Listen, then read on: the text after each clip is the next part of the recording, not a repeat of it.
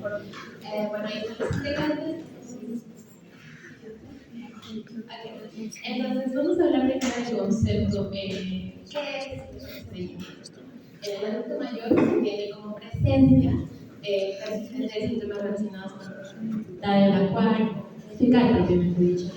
Entonces, ahí vemos, por ejemplo, o sea, cómo podemos definir en este caso esta dificultad para evacuar. El paciente puede venir con, por ejemplo, puede decir que tiene esfuerzo excesivo al defecar, hay estructuras, sensación de evacuación incompleta, sensación de obstrucción rectal, uso de maniobras digitales, o sea, que requiere eso, o menos de 3 posiciones por semana. Ahora, vamos a identificar más adelante cuál es, si es agudo, pero aquí vamos a ver, por ejemplo, un diagnóstico crónico tendrá los criterios de RAM que vamos a ver más adelante, y para esto, por ejemplo, los síntomas es mayor a 3 meses con inicio mayor a 6 meses antes de eso.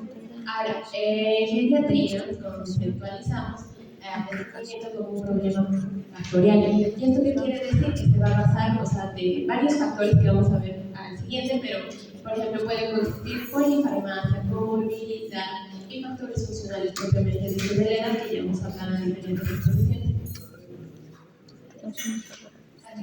Ahora bien, aquí vamos a hablar un poquito de tanto fisiopatología como los factores de riesgo en cada uno. Por ejemplo, primero, hablamos de la edad avanzada. Hemos visto que hay cambios, ¿no? Fisiopatológicos, por ejemplo,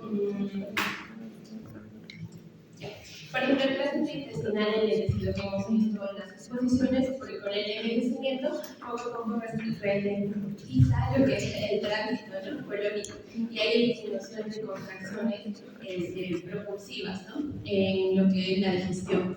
Ahora también, este envejecimiento va a favorecer aquella mayor absorción del agua, por lo tanto las heces se ponen duras y bueno, tienen esos síntomas, ¿no? De que es el estreñimiento. Ahora, otro punto es la degeneración del peso entérico y por lo tanto ahí está, por ejemplo, el de Auerbach, ¿no? Entonces, esto, por ejemplo, hace la coordinación de los movimientos peristálticos, entonces en este caso, fallos. Y por eso está el estreñimiento como tal. Otro también es la sensibilidad vital, por ejemplo, la percepción del deseo de evacuar por cambios en el uso de la sensibilidad rectal, disminución de los mecanorreceptores y por lo tanto, por eso es que causa el estreñimiento en el adulto mayor. Otro punto es también en la parte de factores emocionales, vamos a pasar a esta. Dice disminución del suelo pélvico, ahí se la disminuye, lo que es el deterioro cognitivo que altera también los hábitos, ¿no? Por ejemplo, si un paciente, digamos, geriátrico de edad avanzada, no te va a decir, ¿no? Quiere ir al baño o todas esas cosas, ¿no? O sea, no es fácil para los pacientes que están postrados en cama decir de esa manera, entonces por eso ahí están los factores emocionales. Hablando del estilo de vida, hay pacientes que están bajas, depresivas y líquidos. Muchas veces, por ejemplo, pacientes institucionalizados que están en sus hogares, todo, no se les da Dani, qué lindo está tu cargador. No se les da tu cargador está muy lindo. A todos de igual manera y en las necesidades que tengan. Entonces, por lo tanto, mira, es moradito. Es de carcasita, ¿no? Hablamos también de lo que es la polifarmacia. En este caso, por ejemplo, los opioides, ¿qué van a hacer? ¿No? Reducen el mecanismo y aumentan lo que es la absorción de agua. Generalmente es blanco. Por lo tanto, causa estreñimiento. Y también para disminuir la sensibilidad. Entonces, eso puede causar, ahora, por ejemplo, ahí estamos los anticolinérgicos, antidepresivos, psíquicos, calcio, hierro, bloqueadores de calcio, diuréticos, diversos, ¿no? Por ejemplo, en eso pueden agravar por distintos mecanismos que tengan. Uno, por ejemplo, es disminución de motilidad, el aumento, por ejemplo, de la absorción del agua, los diuréticos, recordemos que podría causar eso. Y bueno, también disminución del tono esfincteriano podría causar a través de todos estos fármacos. Y sabemos que los ancianos no usan diferentes tipos de fármacos debido a la polifarmacia que pueden usar. Y bueno, luego están las comorbilidades. Aquí, por ejemplo, hablamos del Parkinson. Bueno, sabemos que son alteraciones neuronales, por lo tanto ahí está la disfunción autonómica. Y esta, bueno, también va a estar relacionada con la alteración de la movilidad. Y por eso puede causar lo que es el estreñimiento de esta manera, crónico, por eso que puede persistir hasta por años. También está el ACV, que también como consecuencia del ACV puede causar alteraciones, ¿no? En la movilidad, sabemos, ¿no? Y por lo tanto, a eso, por ejemplo, tiene relación con los factores psicosociales, por eso es que algunos son muy sedentarios y todo eso, todo lo demás, ¿no? También neuropatías autonómicas, por diabetes, el hipotiroidismo. Eso es importante porque el hipotiroidismo va a enlentecer el tránsito intestinal en los ancianos, entonces eso puede causar. Ahora, otro también, aquí no está, pero está en el transgénero, que puede disminuir la hipomotilidad y por lo tanto causa el estreñimiento. Y bien, ahí como ya les mencioné, los factores funcionales y también los factores psicosociales como el estrés, cambios de rutina, no socialización, como les dije, los institucionalizados, ellos también no están en constante movimiento. Algunos sí, por eso les digo, es que a todos no los va a atender de igual manera. Siempre tienen que atender a todos y entonces por lo tanto el tiempo se les va a ir de manera de que a todos estén digamos, movilizados de esa manera, ¿no? Entonces por eso pueden tener esos problemas. Y se dice que epidemiológicamente de un 30-50% los pacientes pueden tener este estreñimiento, a diferencia de los que no, por ejemplo, puede ser de un 10 a 20% más o menos. Entonces por eso esto lo que aumenta el riesgo, ¿no? De estreñimiento en los institucionalizados.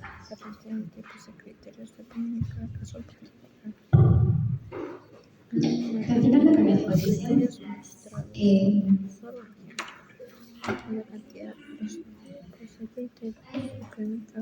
vamos a hablar sobre las causas y luego vamos a regresar a clasificación. Ahorita van a entender por qué estoy haciendo esto.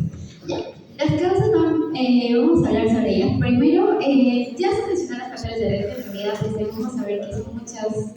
Estos factores son los causantes de la enfermedad del estreñimiento, bueno, del síndrome.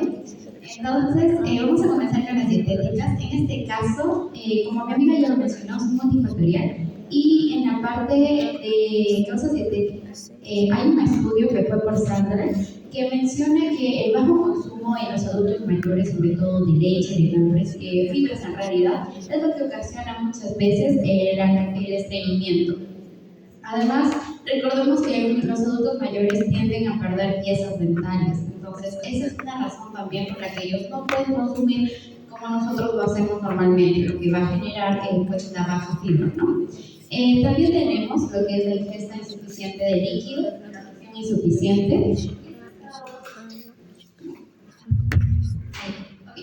Esta parte está dada más que todo porque conforme aumenta su edad disminuye su circulación ¿ya?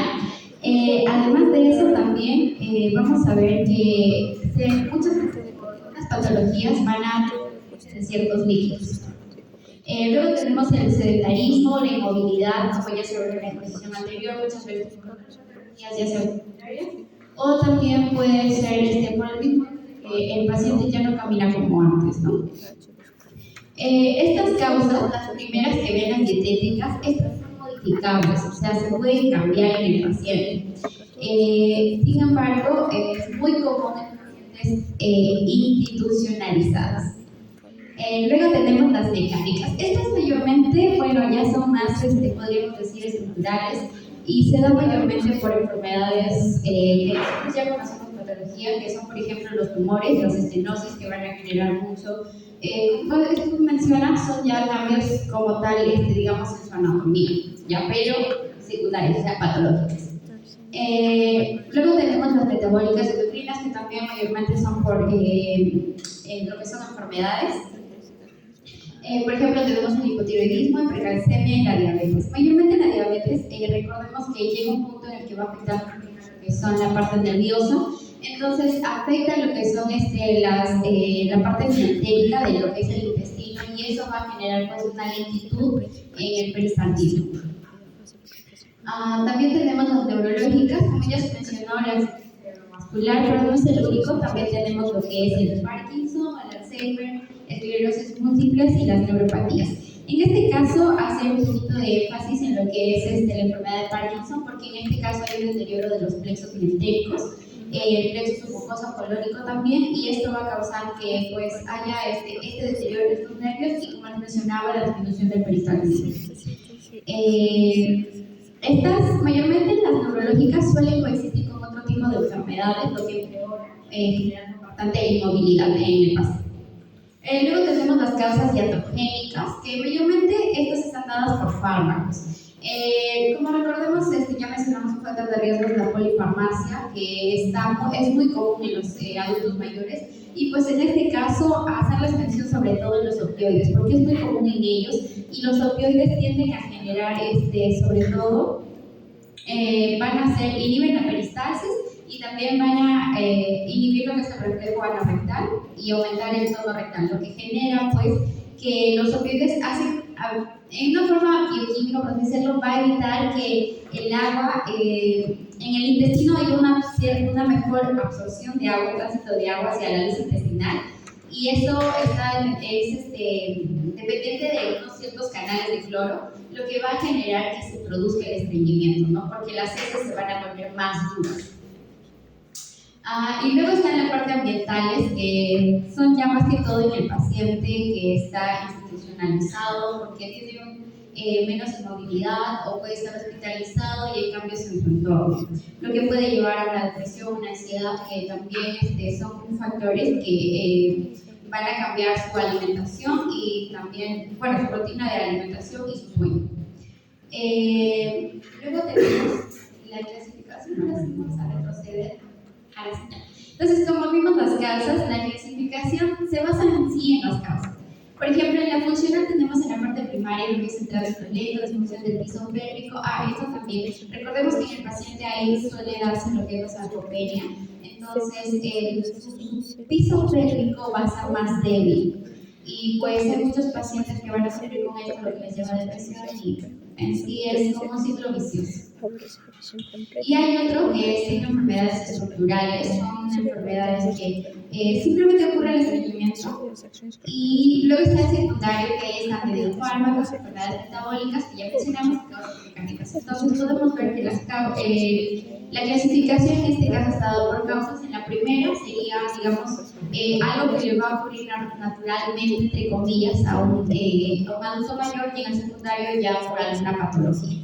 Y luego tenemos la clasificación en cuestión de tiempo agudo, cuando hablamos de que ha sucedido en horas, en días, y hay que tener en cuenta esto: si es algo brusco que ha aparecido recientemente, si es una patología, o simplemente sea algo más estructural, puede ser incluso un tumor o una obstrucción. Y creo que ya conocemos la clínica, entonces estos tienen que hacer una evaluación inmediata y ver estos signos de alerta.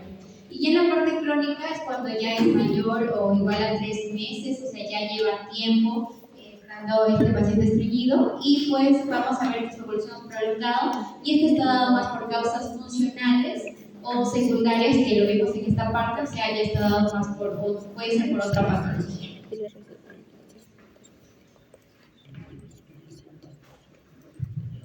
Bueno, amigos, en esa parte es donde uno de mis amigos diría: mucho texto, Sandra, pero básicamente se centra en lo que se ha mencionado antes. O sea, si vemos ahí, básicamente es enfocar al paciente, es identificar las enfermedades que pueda tener, es identificar también los medicamentos a los que pueda relacionarse, la alimentación y otras causas menores, como podemos ver aquí, ¿no? Hemos hablado de Parkinson, hemos hablado de hipotiroidismo, hemos hablado de los opioides, que es una parte bastante importante. Justo lo vamos a ver en el criterio de Roma, que vamos a identificar después. Bueno, de buenas a primeras, enfocar al paciente incluye mencionar la frecuencia, las características de las evaluaciones relacionadas con la escala de Bristol, ¿no? Básicamente es lo que podemos mencionar aquí. También el uso de maniobras manuales. Otros síntomas acompañantes como la hinchazón, la presencia de distensión o dolor abdominal. La alimentación, si es que puede ser a causa de disminución de fibras. Por la actividad física también sabemos que el hecho de que la persona esté sedentaria o esté encamada pues va a dificultar la movilización. Por otro lado, los estudios funcionales tienen deterioro cognitivo. Si mencionar los síntomas le va a ser complicado por esa razón.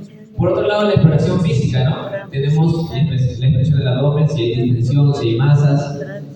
También evaluación digital de recto, como podemos ver ahí, si hubiera un fecaloma, un incremento del tono anal, sensibilidad o obstrucción, como se ha mencionado anteriormente, ¿no?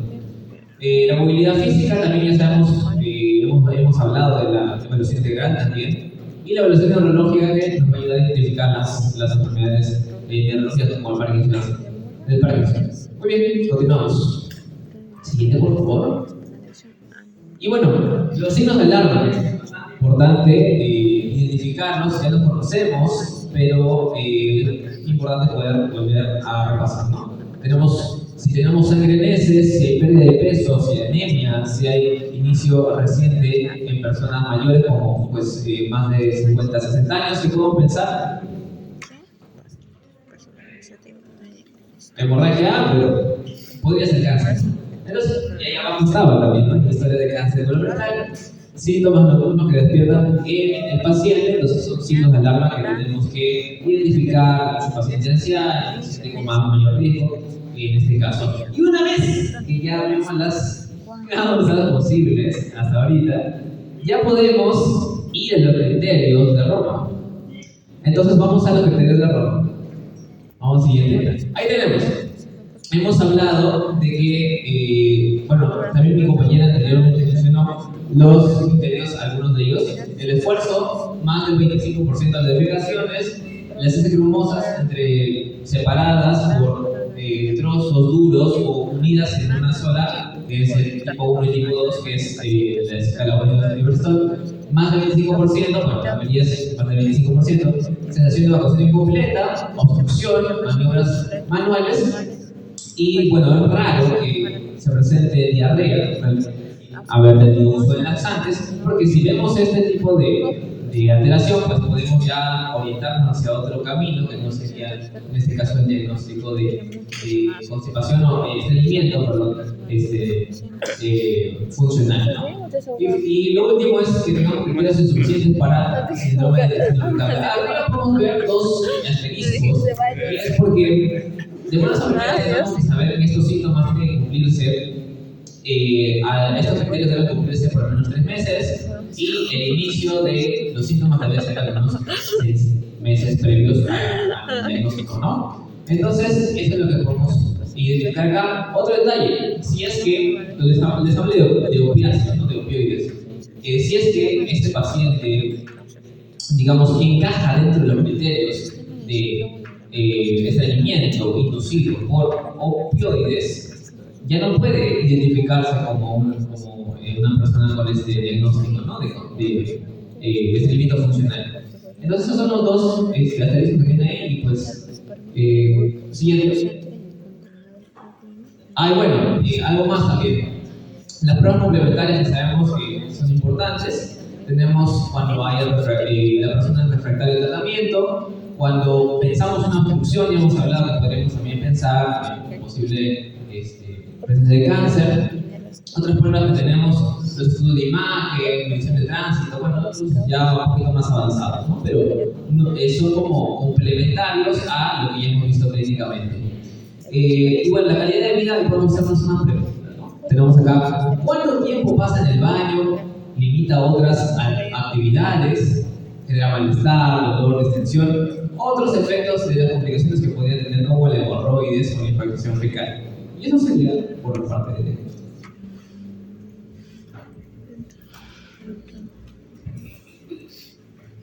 Continuando con la parte del tratamiento, es necesario que se acuerden de lo que vimos antes, de los criterios de Roma, para poder hacer el tratamiento. ¿Listo? Nosotros vamos a dividir esto en 4 tratamientos que vamos a hablar de líneas generales.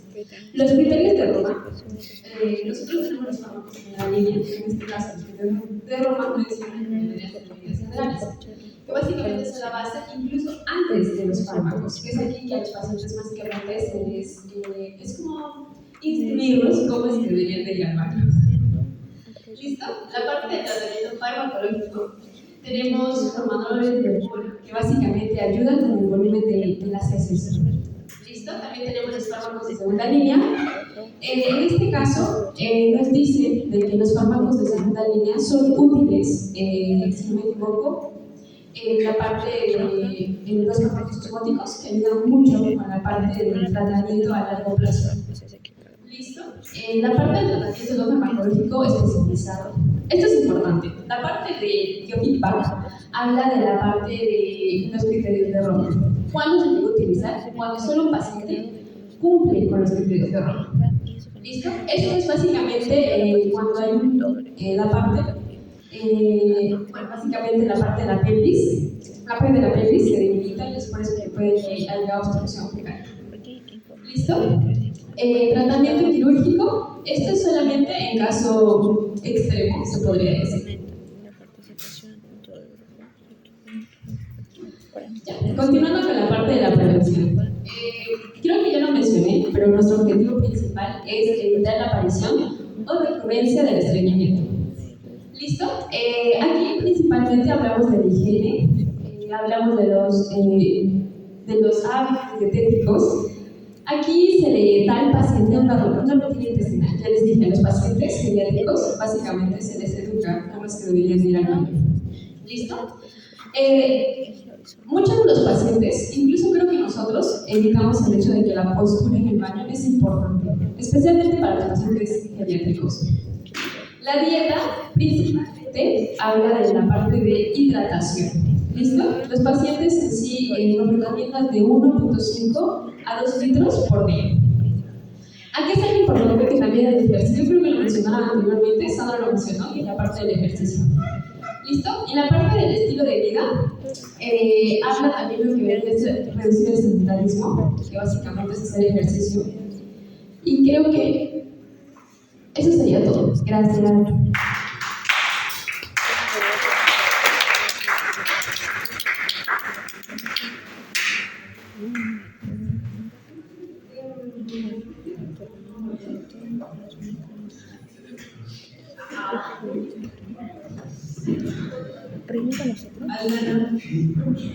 Sí, llámalo. Tiene su lista. A ver, entonces, para que se entienda bien algo en cuestión al tema del estreñimiento y que muchos pacientes preguntan, ¿es normal no evacuar o hacer deposición diario? Sí. Sí. O sea, normal es que uno haga deposición diaria. ¿Eso es lo normal? Bueno, depende. Depende, doctora. Ah, entendido el tema. Depende.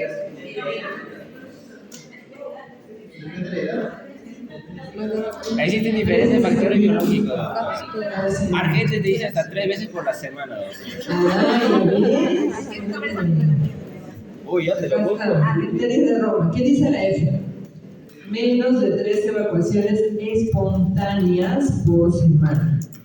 ¿Ya? Es normal si una persona va al baño 3 veces por semana, pero ¿cuál es la característica? Espontáneo. ¿Qué quiere decir eso? Que sale solito. Sin empujón y sin estimulación por algún suplemento o líneas de laxante que tome. ¿Ya? Entonces tiene que quedar claro eso, porque la mayoría de pacientes es lo que les preguntan. ¿Por qué? Me dicen, yo no voy al baño diario. Esa no es una razón suficiente para que ¿ya? Muy normal.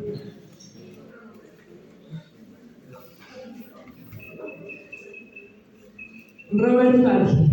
Ay, ay, ay. Ay, ay, ay.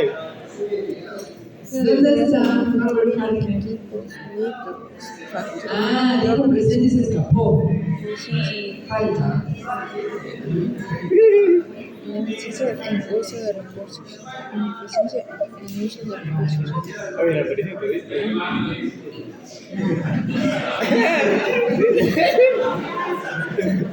En el baño.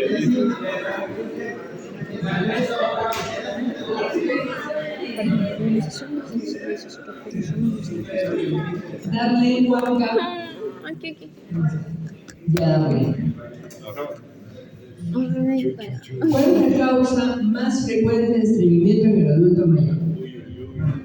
Compañeros. ¿Cuál es la causa más frecuente? El bajo consumo de fibra y la baja hidratación. Muy bien. La principal causa son las medidas dietéticas. ¿Ya? No es Estaba buenísima. estas causas. Esa es la principal causa. Ya, muy bien. ¿Alguna pregunta, alguna duda respecto al tema? Ya, otra cosa importante que les voy a explicar. Existen en el mercado muchos productos disfrazados de van a ayudarte a limpiar el colon, van a ayudarte a evacuar mejor, pero dentro de su composición tienen laxantes, ¿ya? O cosas que estimulan, que no son consideradas como naturales. Por ejemplo, hay varios productos. ¿Conocen mucho? Ya. Hay un producto que es bien utilizado. Sí. Sirve justamente para manejar estreñimiento. Empieza con P.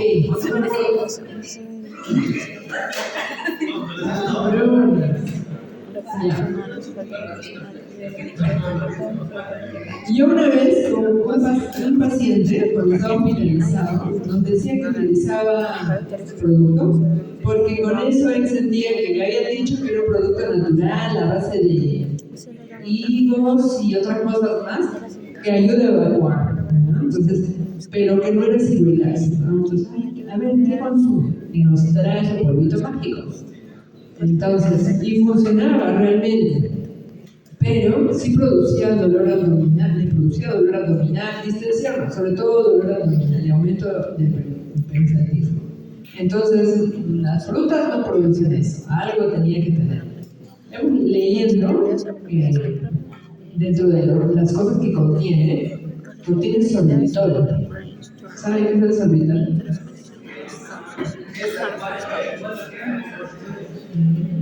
Ahí está el truco. ¿Qué es el sorbitol?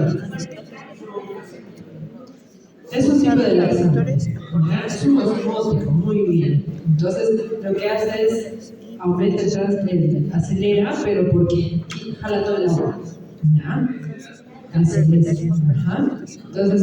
Entonces, por eso hay que tener mucho cuidado con los productos naturales, entre comillas, que consumen. Y los adultos mayores consumen un montón, les digo porque consumen un montón de esas cosas. Van al mercado y prefieren comprar ese tipo de cosas, o a veces hierbitas o preparados que hay para manejar el estreñimiento, porque les venden la idea de que hay que limpiar el colon cada cierto tiempo, cosa que ustedes saben muy bien que no se hace, ¿no? Porque cambiamos toda la flora bacteriana y todo este tipo de cosas, ¿no? Entonces hay que manejar con prebióticos, probióticos, yo creo que no está probiótico. Ya, pero hay que tener mucho cuidado. Les hago énfasis porque los adultos hacen un montón de este tipo de cosas. ¿Ya? Muy bien, listo. Siguiente pregunta. A pesar de que el adulto mayor haya cambiado su estilo de vida, la alimentación, haya aumentado el ejercicio y haya consumido aparte algunos fármacos y continúa con el estreñimiento, ¿qué medidas es la que se continúa?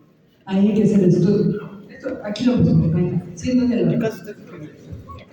¿Por qué? Porque a veces les cansa el colon y no necesariamente hay que esperar que sangre y que tengan síndrome consultivo para pensar. ¿Ah?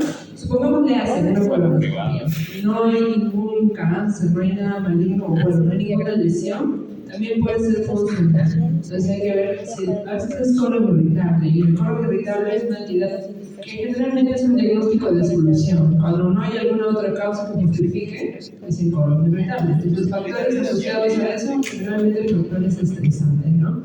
Factores externos, depresión, ansiedad, ese tipo de cosas. ¿No? Pero si hay, como su compañera menciona, cambia todos los hábitos modificables y a pesar de eso no hay mejoría, es hacer estudios ya más invasivos, ¿no? Colonoscopia, para ver si no hay alguna recuperación. ¿Ya? Muy bien. Pero es que es muy complicado.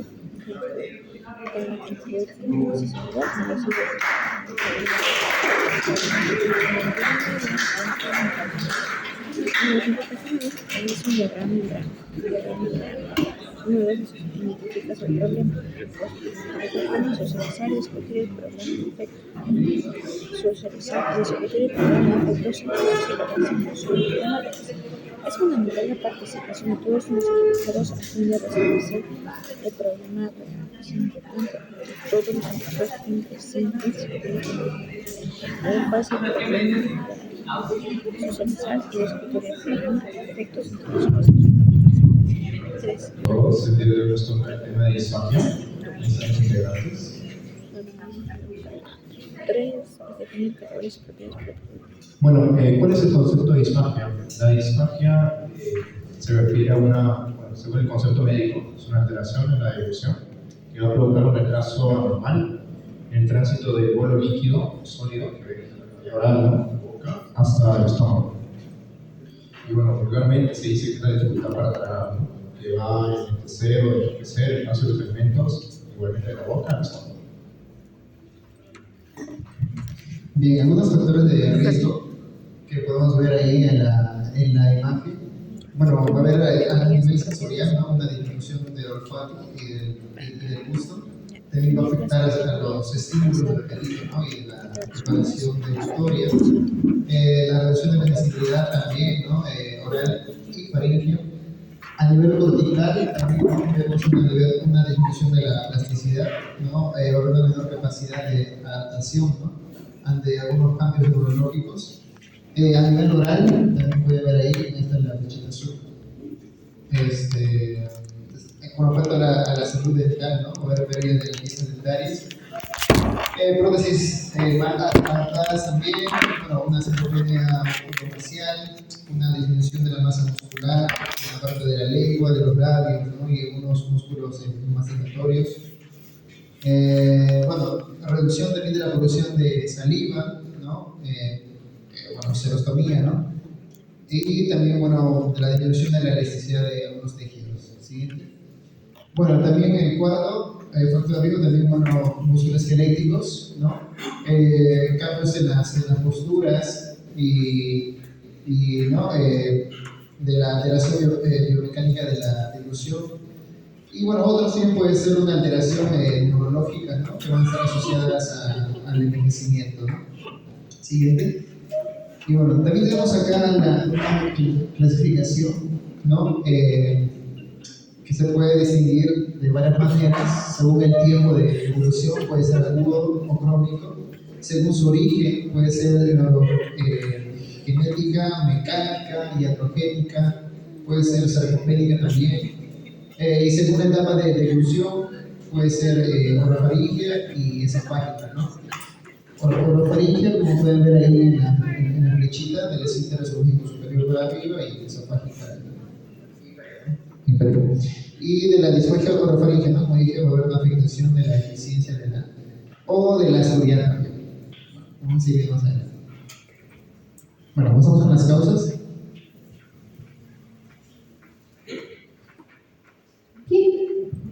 Vamos con las causas.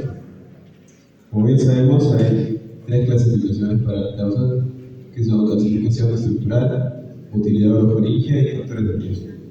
En estructurales tenemos como causas principales 4, que son los tumores esofágicos y los tumores oncológicos. Estos más que todo van a funcionar de manera que van a ocupar el espacio y van a impedir el paso del bolo alimenticio. Otro de esos son los osteofitos cervicales, que, como bien su nombre lo dice, como son cervicales, van a estar obstruyendo también el paso del bolo alimenticio, pero de manera posterior. En la estenosis ya hemos estudiado varias veces, que es por un estrechamiento, lo cual va a impedir el paso del bolo alimenticio. Y por último, el divertículo de Senker, que hemos estudiado en el gastro, saco la pared faringo-esofágica, donde el bolo puede quedar atrapado. Pasando ahora con la motilidad orofaringea, vamos a ver que es. Vamos a ver que hay el envejecimiento, que es por pérdida progresiva de la fuerza y por irritación de la lengua, faringe y los reflejos. El accidente cerebrovascular también es uno de ellos, que se va a producir más que todo un déficit neurológico que va a afectar más que toda la fase faríngea. Y esto lo vamos a ver en el paciente que va a decir que no puede trabajar por un solo lado. O sea, va a decir, doctor, cuando yo paso, se me queda en un lado, o siento que este lado derecho se me queda quieto, no quiere pasar mi comida. También vamos a ver enfermedades sistémicas, que es por más que todo el deterioro general del organismo que afecta a la coordinación neuromuscular. Y el uso de psicofármacos también describe el sistema nervioso central. Y por último, la pasando a los factores de riesgo, como ya hemos sabido, la edad avanzada disminuye o enlentece los reflejos, también disminuye la fuerza muscular, la baja capacidad funcional, que ahora vamos a ver, y vamos a estar evaluando esto con el índice de Bartlett, que son 10 actividades básicas, y vamos a contar al paciente si puede realizarlas, y por esto vamos a clasificarlo para ver cómo está su capacidad funcional. La malnutrición puede reducir también la fuerza muscular y se empeora con el sarcopenia. Y por último, la depresión se relaciona con menor control motor y peor respuesta adaptativa. Siguiente.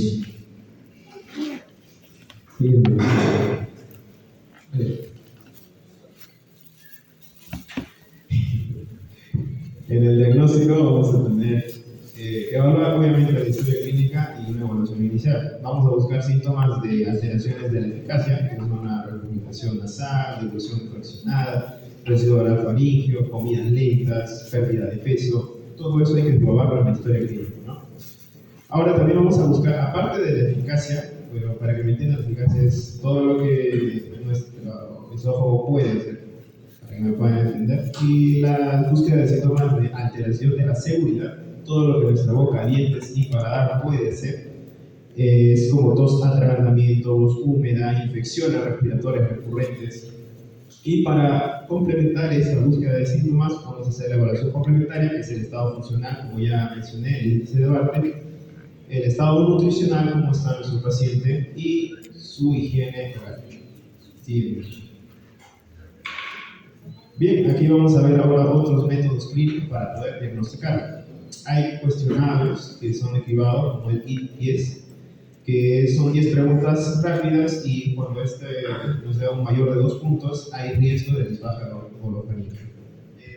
Este SQ17, son 17 preguntas autoadministradas y mide más que todo la gravedad sintomática si el caso es menor de 10 minutos.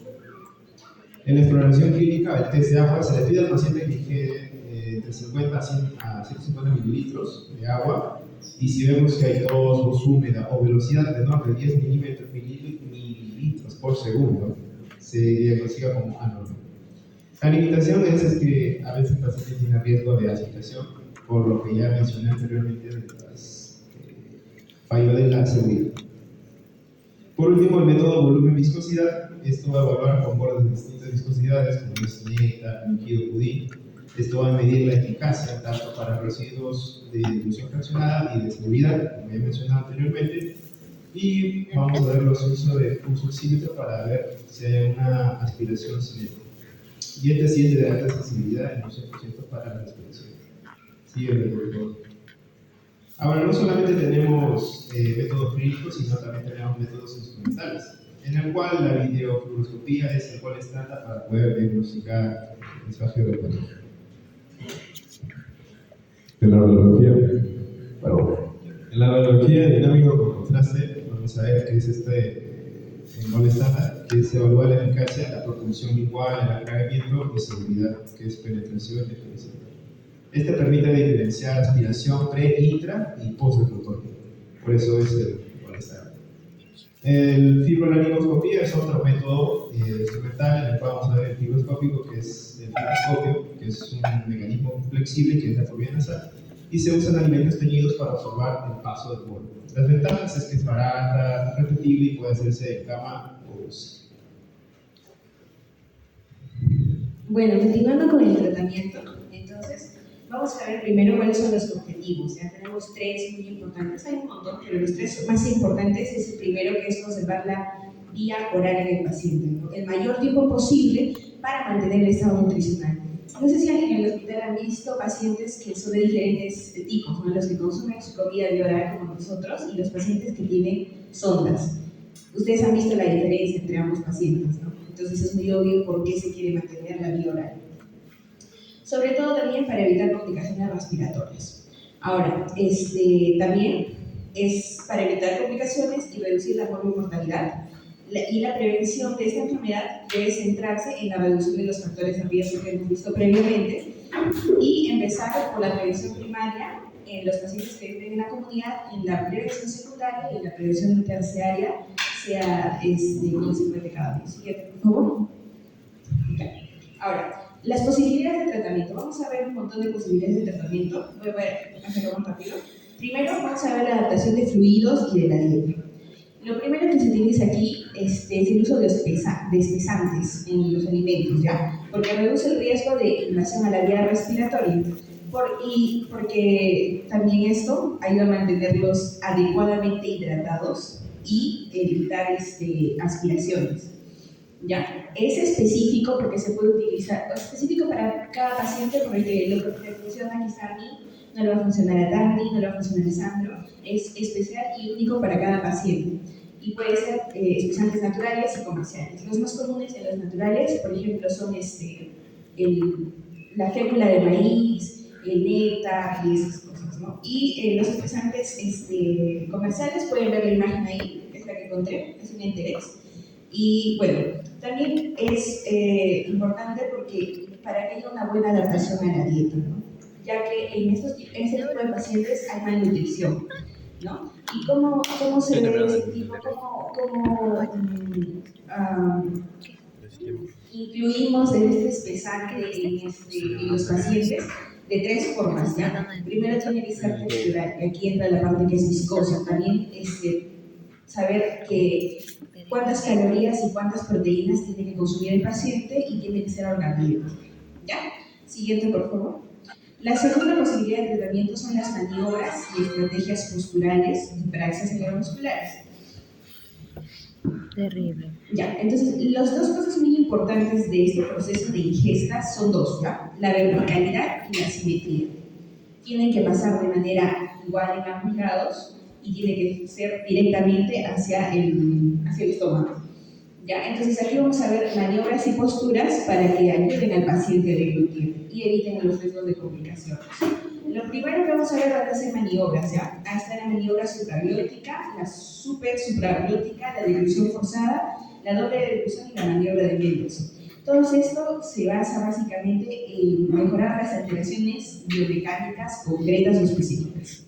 Entonces, siguiente, por favor. Para ver, entonces vamos a ver la maniobra supraglótica. Ustedes van a hacerlo conmigo.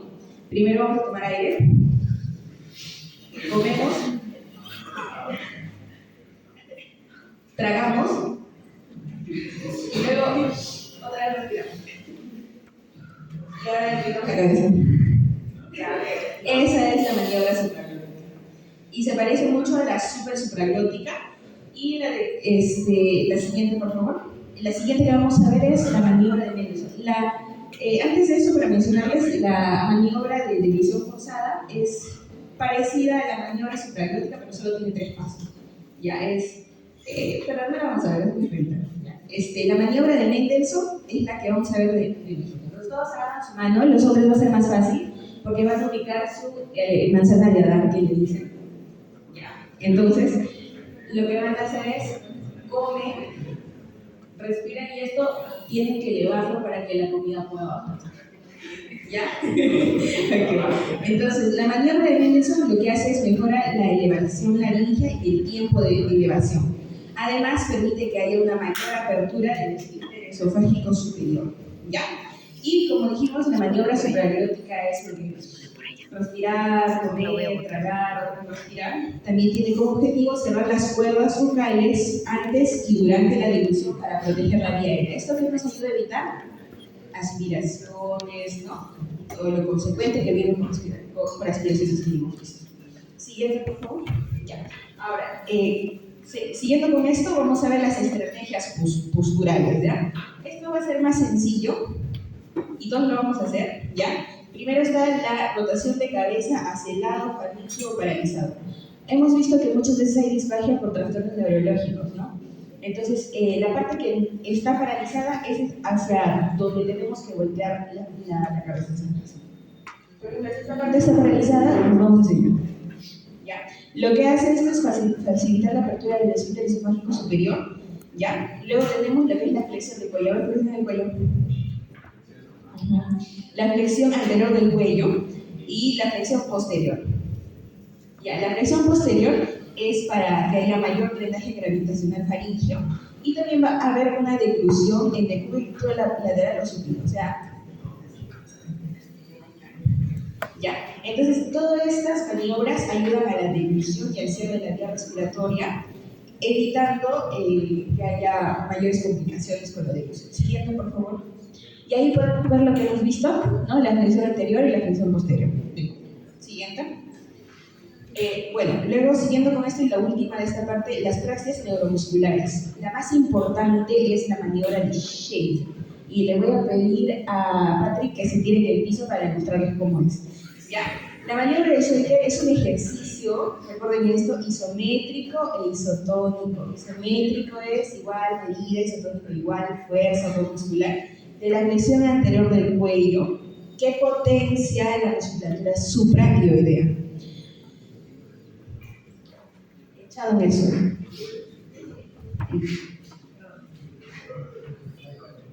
Ya, entonces hay un montón, pero la de Shaker es la única que ha conseguido mostrar un cambio en la fisiología deglutatoria y tiene mejor efecto terapéutico, ya que mejora la fisiología, el tono, la sensibilidad, la motricidad de todas las estructuras orales y de la musculatura supraglioidea.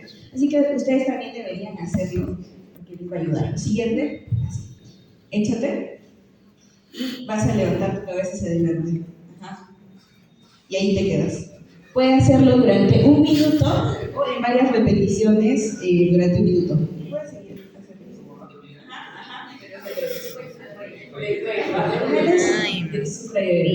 ¿ok? Para fortalecer. Listo. Siguiente. Entonces, también vamos a ver el tratamiento para la malnutrición. Es muy importante, ¿ya? Porque es un factor de riesgo independiente de la mortalidad al año del alto respiratorio, ¿no? Entonces, una vez que le dan de alta, los pacientes que están malnutridos fallecen, ¿no? Entonces, es importante, y para evaluar el estado nutricional de nuestro paciente se pueden recoger datos de la ingesta energético proteico o de la ingesta normalmente de lo que come, ¿no? La composición corporal, lo medimos con el IMC, ¿no? Nos ayudamos de nutricionista y todo. Bueno, también los datos analíticos, podemos pedir exámenes ahí de colesterol, triglicéridos, etcétera, ¿no? Y los datos sobre sustancia hospitalaria y morbimortalidad. Eso lo vamos, bueno, también se puede utilizar un mini nutritional assessment, ¿ya? Y tiene 2 tipos de versiones que lo vamos a ver después, ¿ya? Entonces, el correcto tratamiento de la malnutrición debe contener suplementos nutricionales orales y adaptación a la dieta tradicional. Como hemos visto, muchos pacientes sufren de constipación, de estreñimiento, justamente por la dieta. Es lo mismo, ¿no? La malnutrición se cura primero por la dieta, su dieta tradicional, y agregando suplementos energéticos, nutricionales y proteicos. Siguiente, por favor. Ahí les vamos a mostrar el mini nutritional assessment, ¿ya? Y al costado podemos ver que el clivaje hace varias preguntas, ¿ya? Esto lo utilizan los nutricionistas.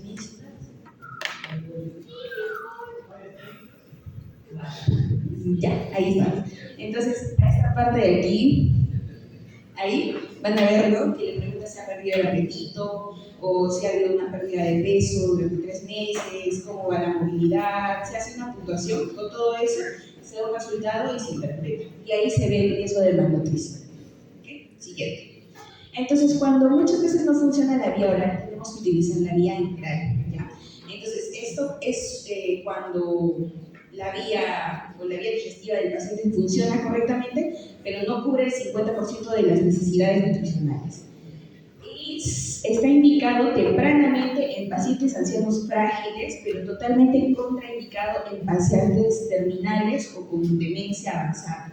Y ahí les he puesto 4 tipos de nutrición, tipos de zonas o de nutrición enteral que puede haber. Está la zona nasogástrica, que es la más usada, que es la de corta duración y no tiene riesgo de reflujo, pero tiene muchos tipos de riesgos o complicaciones que se le pueden dar. Sin embargo, funciona bien.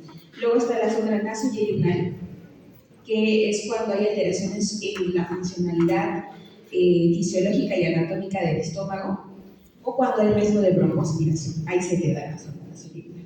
La sonda de gastrostomía, que es la de larga duración, de más de 4 o 6 semanas, y la de yeyunostomía, la de larga duración y que tengan riesgo de aspiración. Me parece que la otra más usada era la sonda yeyunostomía.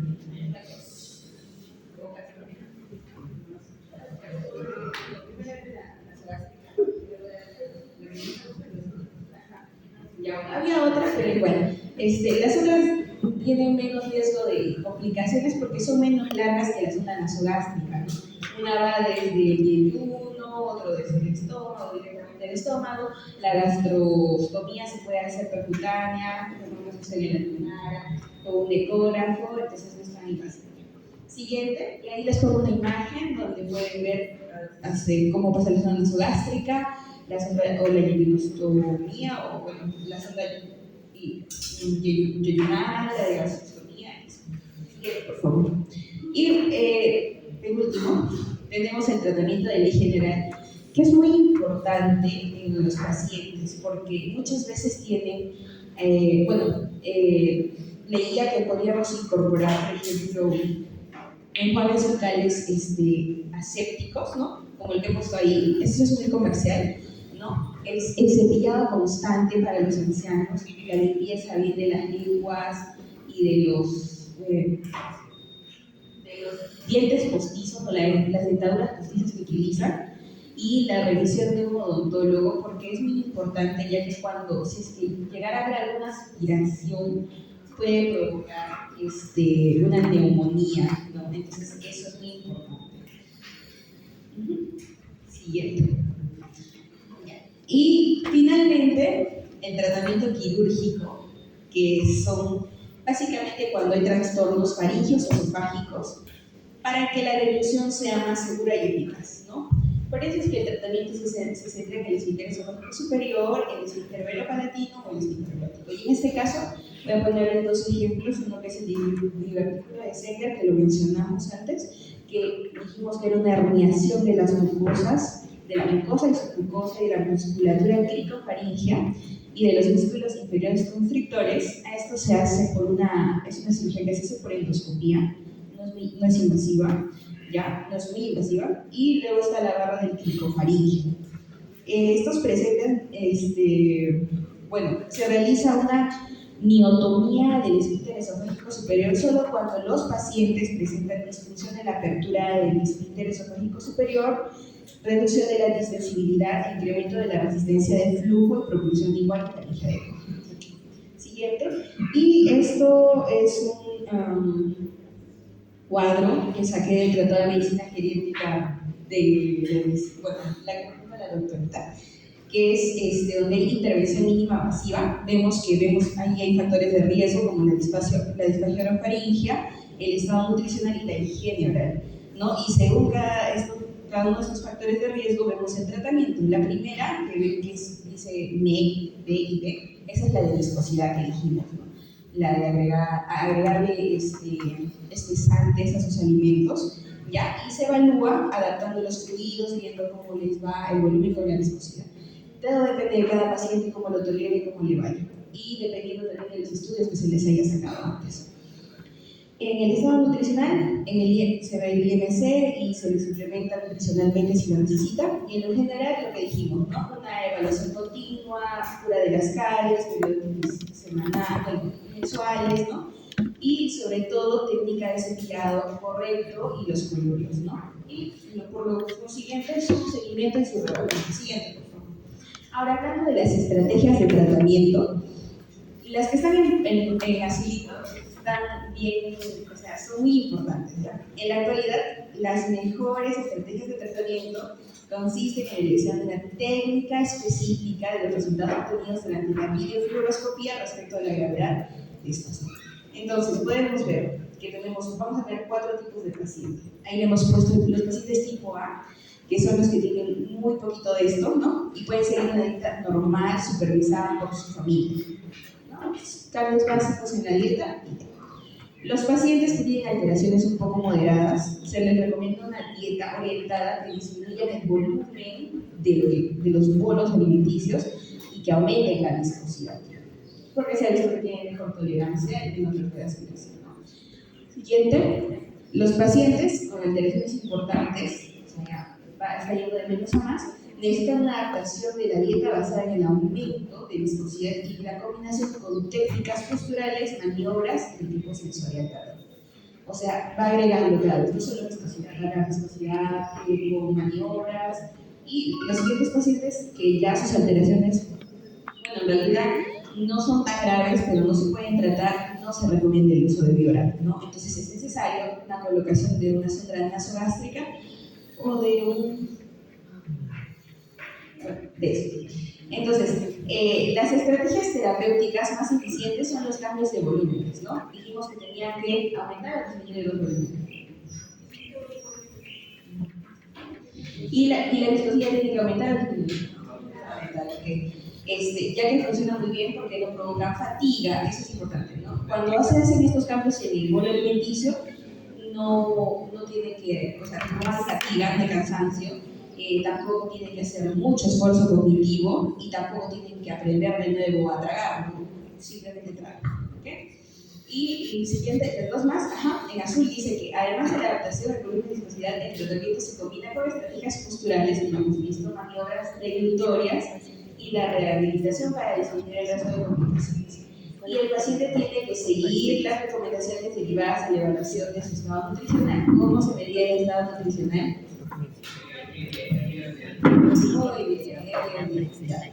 Entonces, y aquí también se ve si se necesitan suplementos orales, energéticos o proteínos, ¿no? Dependiendo.